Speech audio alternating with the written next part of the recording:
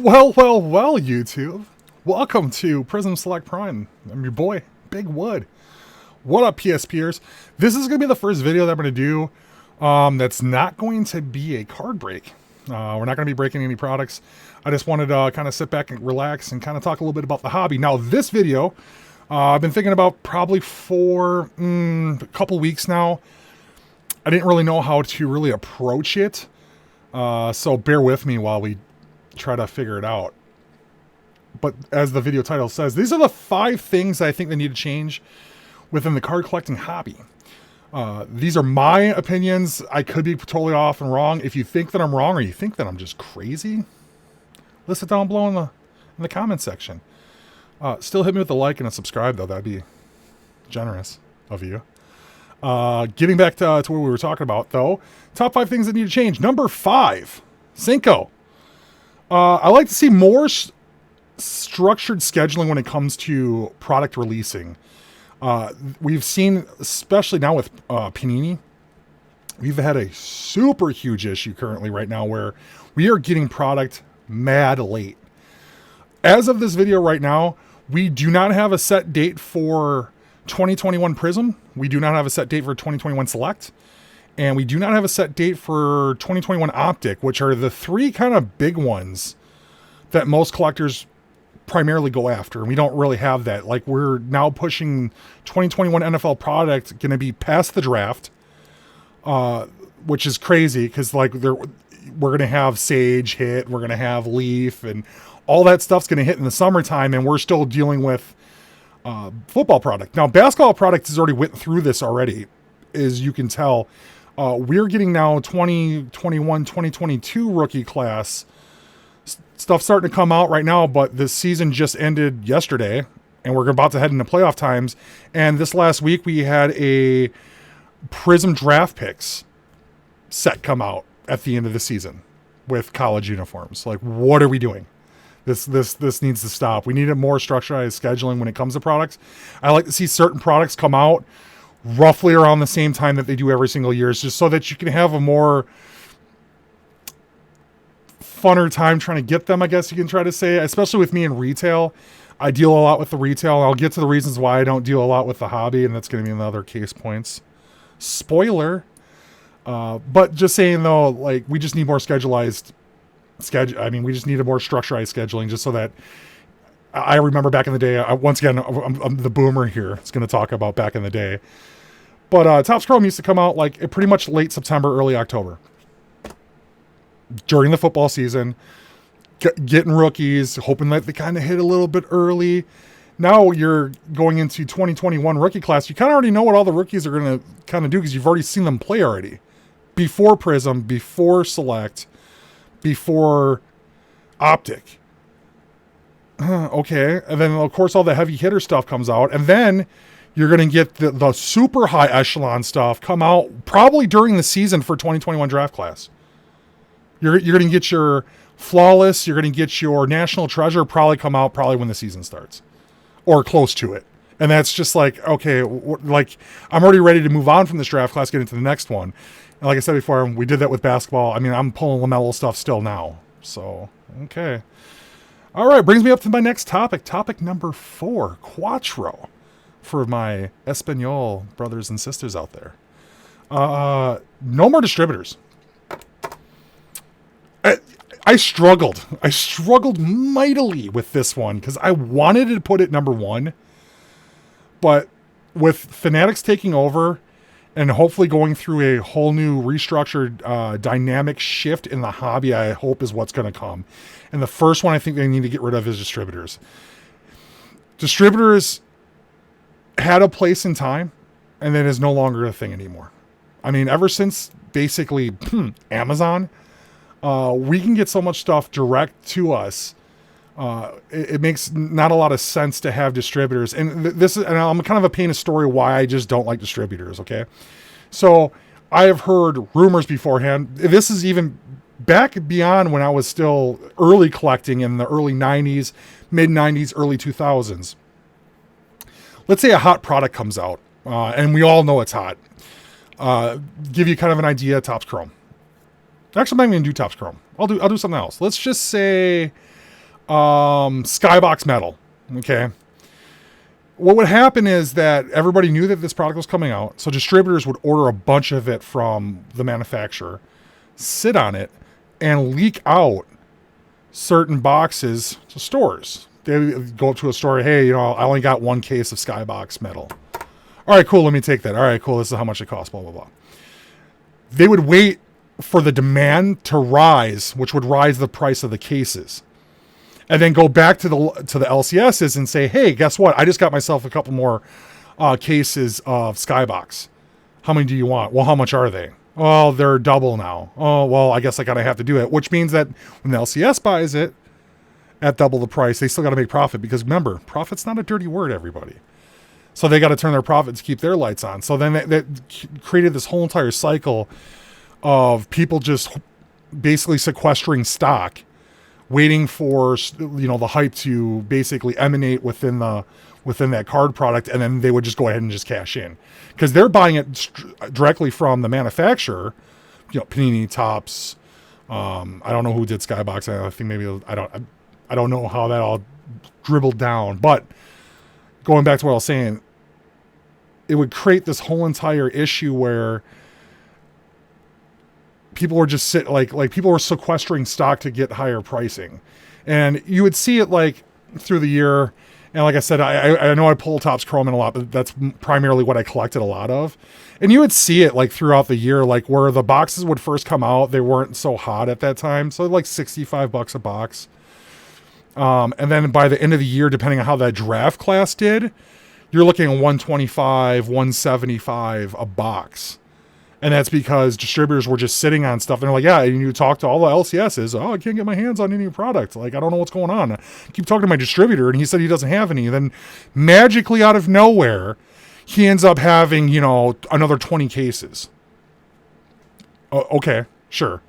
So that's one thing I can't wait for with the Fanatics takeover. If you don't know, Fanatics got the licensing to MLB, which they already bought out Topps, so they are going to be starting, I think, 2023. I think that's when Fanatics is going to start doing the Topps baseball releases, which is awesome. I can't wait to see. This is going to give us a preview of what it's going to look like. Now, Panini still owns the rights to NFL and NBA. Panini owns them until 2025, so the 2026 year is when the Fanatics will take over the NFL and ML and basketball, which is primarily going to be what I'm looking for, because unfortunately I don't do baseball. And if you do baseball out there, God bless your soul. That's what you're into. For me personally, wise on baseball, and I'm getting into a tangent, I apologize. I just don't want to wait 5 years for prospects to mature to find out if they're worth anything. I mean, I understand the last 5 years we've had really good prospects come out earlier. They don't sit in double and triple A ball for so long anymore. Got Juan Soto, Tatis, Wander Franco, things like that, Bo Bichette. So we don't have those guys sitting there anymore. But once again, that's why I just don't do baseball. But I'm interested to see what they do with Baseball Fanatics, and I'm probably going to do some baseball rips once Fanatics gets their hands fully going, because I kind of want to support and see kind of how this goes. So next topic. Topic number 3, the trace spot. We need LCSs to get love. We need our local card shops to get love, especially from Fanatics once that whole takeover happens. There's kind of a cascading effect when that goes about. Now, they said they're going to support them. Josh Luber, the guy that is running the whole Fanatics card division, came out and said that we need to have LCSs to be loved. One way they can really do that, and this is going to have a really cool trickle-down effect later on in everything in this whole entire hobby, is we need to get cheaper product in the LCSs, because I noticed that the LCSs struggle currently mightily right now with having cheaper boxes to rip, just having anything cheaper. So what do? Because most boxes on average are about, I think, if I remember doing my calculations correctly, an average hobby box of cards is roughly about $350. That's insane. There's no way a kid, unless he cut grass for the whole entire summer, would be able to buy one measly hobby box and more than likely probably not hit anything out of it. that will drive that kid out, completely out of the hobby. So what we need to see is we need to see the LCSs get some love with some cheaper products, some opening entry products, so we can get kids back into the hobby. Because here's the thing, if we don't get kids in the hobby and we become super old men and women that collect, who the hell's going to buy our cards? I know some of you guys like to flip cards, and that's great. And I'm totally down with free enterprise and make some money off of this. You know, if you hit something great, it's hit something hard, that's awesome. But like your collections that you're sitting on, who are you going to sell them to? Kids aren't going to get into it. And the only kids that are into the hobby as of right now are unfortunately kids that have, you know, super rich parents and parents that, you know, want to support them through their hobby. But not every kid has that. I mean, I remember in the mid 90s, you know, kids would buy just regular packs of cards whenever they can save up some scratch, and then they would have binders of them at school. I'm like, oh man, dude, check out this new Jordan I just got. I was like, oh dude, that's awesome. Or, you know, I had certain kids that only did baseball. I had certain kids. I mean, a lot of us all collected cards. So I had kids literally in my class that collected Magic cards, which was crazy to me at the time. I learned how to play from them, which was awesome. And Magic is still one of my favorite card games to play. Super expensive hobby. If you ever get into it, it's a whole nother conversation. But yeah, we need something for kids, for sure. We need to get kids products. I mean, I would like to see, especially like Topps regular product, Topps paper product. That needs to go back to a bucket pack, man. Like you need kids coming in there, like they come in with $5, they leave them with 5 packs of cards. Whether it be baseball, basketball, football, whatever it is. Let them get something. Or maybe, you know, they can get like save up enough for like a mini box, maybe a blaster box. This idea that I have for how I feel like they should do it, they'll probably never see it, but it doesn't matter. I just want to put it out there in the ether in case they maybe roll across my thing one day and see it. Definitely number 3. LCS needs some love with some cheaper products so that they can drive just a whole cascade of customers in there. You're always going to have your whales. But when everything is structured towards the whale front, you lose middle-aged people, younger people, you're going to lose kids, and then that's where the vitality of your hobby comes from, is from the youth. All right.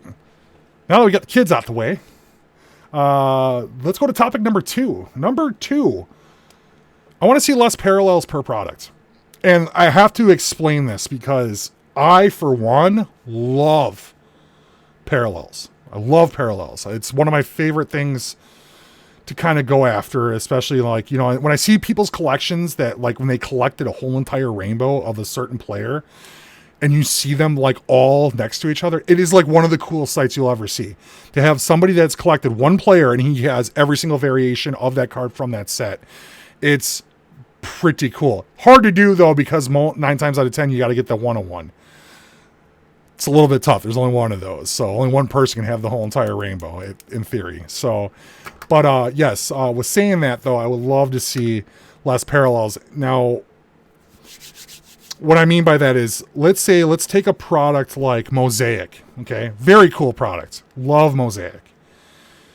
However, through hobby, through retail, through hangers, through blasters, through megas, there always seems to be a different breakdown from different, versions of parallels. The worst offender though, more than Mosaic, is probably Select, and Select is probably like my favorite product. But man, when you go from retail to hobby to H2, which is supposed to be a hobby retail hybrid product, there is so many different inserts. We're talking die cuts, different colored die cuts. We're talking different color parallels. We're talking you know, this particular product has orange wave. This one has red scopes. It's crazy the amount of parallels that are for just one particular product. I would like to see, and this is where when we get to point number 1, you're going to kind of see where all this madness kind of trickles down to.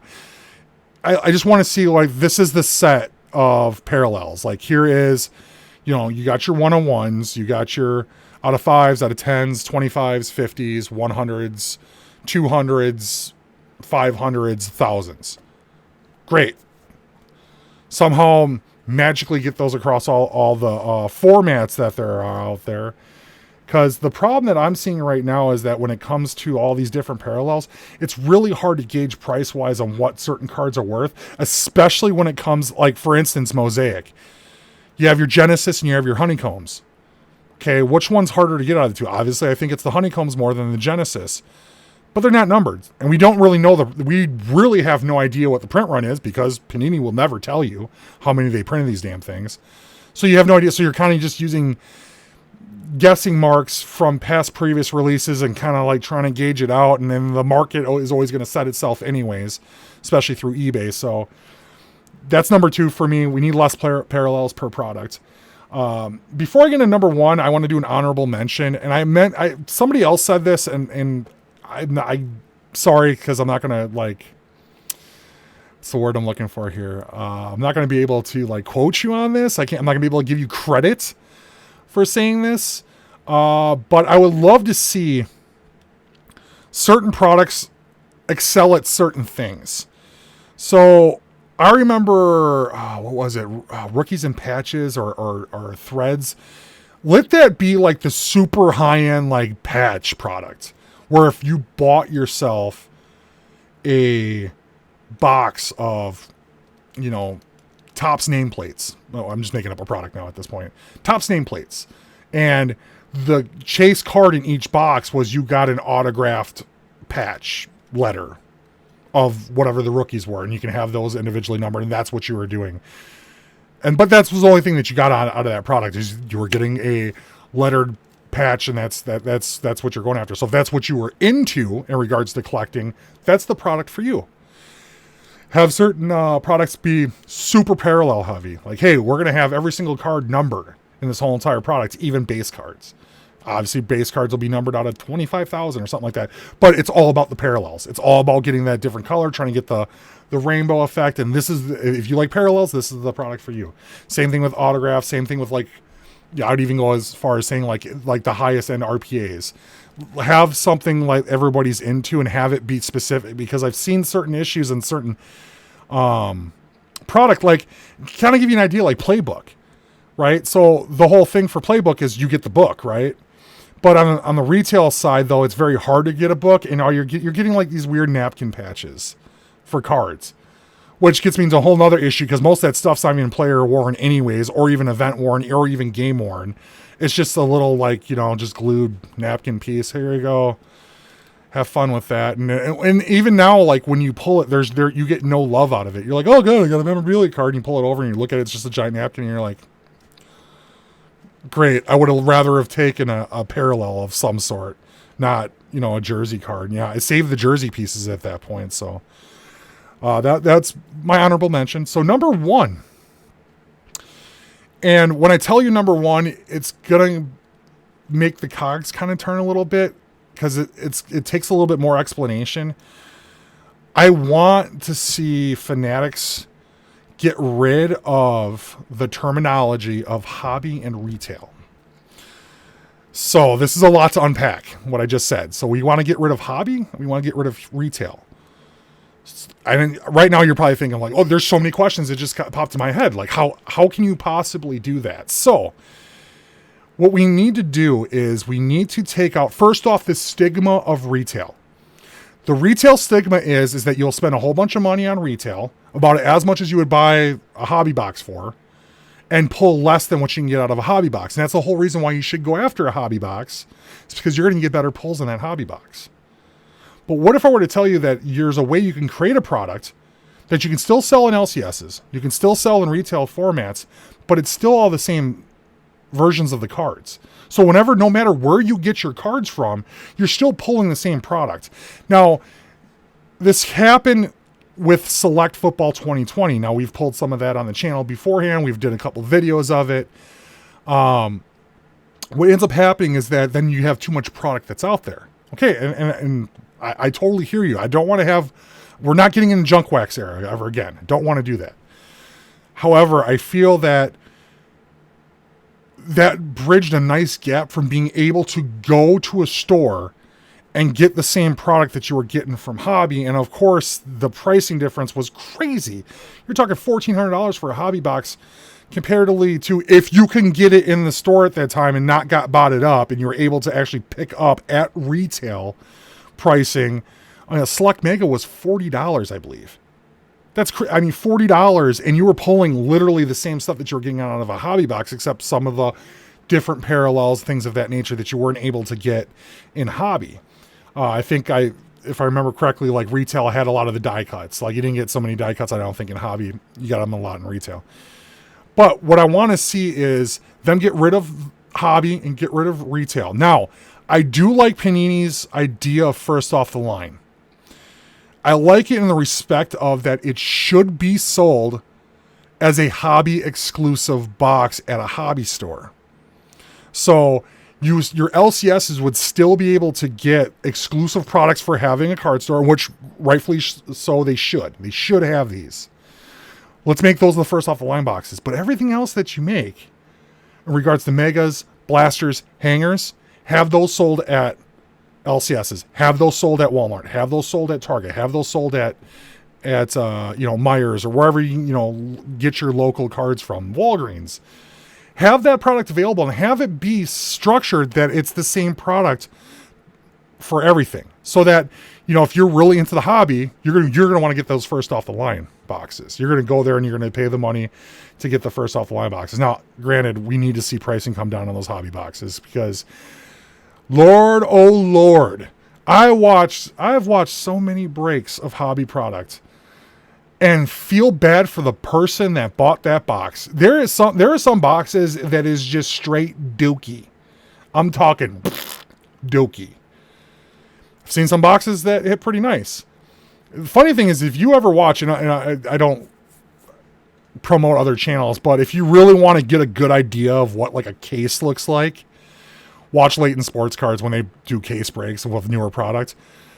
I'm telling you right now, you can watch from box, just like stuff just get ripped and it's just womp womp, it's just ho hum. But yes, so if you get rid of retail and you get rid of hobby, and now you have your hobby exclusive first off the line, and then you have everything else that you can get anywhere else. That's just going to make it a lot better and a lot easier within just the hobby in general, which then goes back to the other points. Okay, if you get rid of hobby and retail, you're definitely going to you're going to have less parallels because you're not going to have different products that give you different things anymore. Everybody's chasing the same stuff. Which brings me back to LCS is going to get love. They're going to get cheaper product in the store that they're going to be able to sell. They're going to be able to, have people come in and out of the store, which helps them with profit margins, especially on everything else that they sell in store, including supplies. Now, let's face it. Majority of the money that an LCS probably makes, in my opinion, it should be off the supplies because it probably doesn't cost them a lot to get most of that stuff. You can pretty much get it anywhere for the most part, but if you need to, if you're going to your LCS and you're buying that stuff, that's pure profit for them. Goes back to my other thing too as well. We don't need distributors anymore because we can have Fanatics just literally ship that out and just be part of just regular, shelf spacing for your Walmarts. You don't need to have MJH Holdings coming in and filling up the racks anymore. You can just have that actually from, employees having it shipped in. It's just a regular natural product that we just put on there. We don't need vendors anymore for that. And then we'll have more structurized scheduling because it's just you're printing that product. You know when it's going to release. You're going to put it out. And once again, product's going to be cheaper. Kids are going to get into it, which means that we're going to have longevity in the hobbies. So right there is going to wrap up the fact of us having 5 things that I would like to have changed in the hobby. And we just went through all those. So with saying that, this is Prism Select Prime. I'm your boy, Big Wood.